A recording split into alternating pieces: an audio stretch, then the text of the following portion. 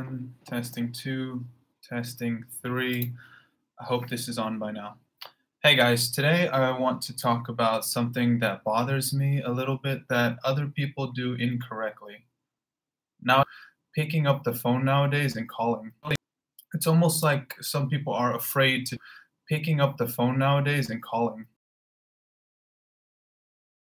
Do it, especially when you should do it the most, because those tend to be, situations where it's more important to communicate directly or something. But I can see how that would also be the hardest time. So a recent example that I had was, I mentioned one of our key employees decided to resign, and she basically started off by sending me this like semi-serious, semi-long message.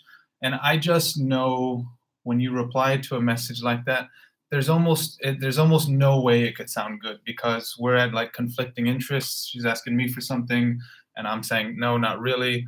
But I totally, wanted to leave that conversation with giving her the impression that, I still care about her well-being and her future. I wish the best for her, and by no means do I want it to be like a bitter ending. So I didn't reply to the message she sent me.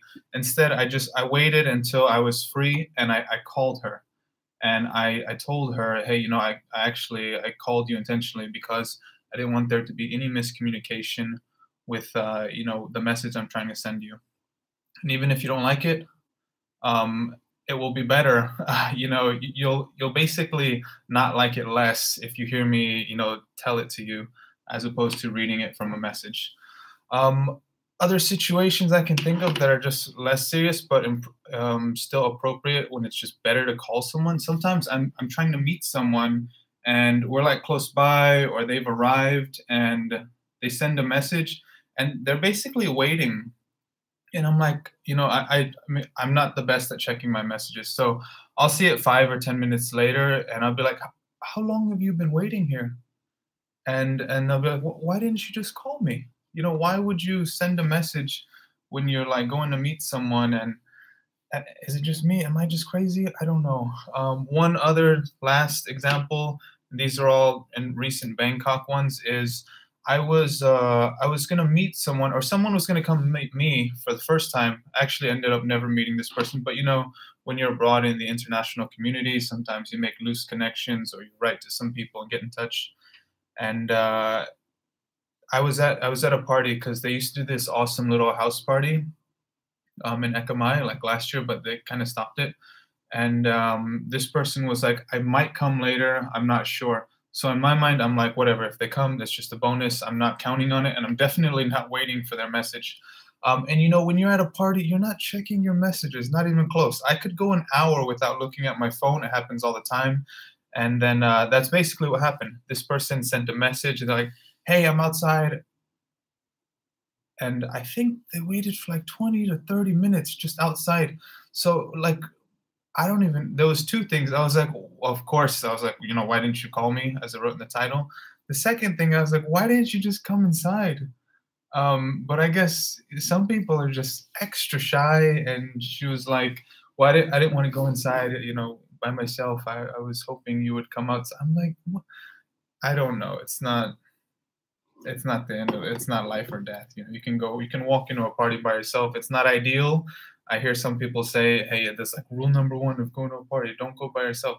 That's not entirely true, but it's definitely ideal to go with other people. Anyways, it's not more ideal to just not go to the party at all and wait outside. But okay, that's just my opinion. Let me know what you guys think. This is actually my bedtime here in Bangkok. It's gonna be 10, but sometimes I just like to share some thoughts with you guys, hear what other people think, and get it off my mind before getting into bed. I'm going to sleep early these days because I like to wake up nice and early to arrive at the gym at 6 a.m. when they open. So I have to wake up at 5:30. It's a bit of a walk.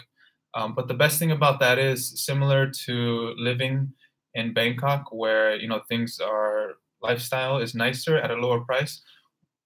Some people call that geo arbitrage. With this one, as my other friend called it, it's more like time arbitrage. When I go to the gym at 6, it's empty, and I don't have to wait for anything. I have everything to myself, all the weights. I'm not sharing. I can totally focus in on what I'm doing, and it's just like peaceful and calm. When you get there before everyone else, when you get there before people have even gotten out of bed, you're already done.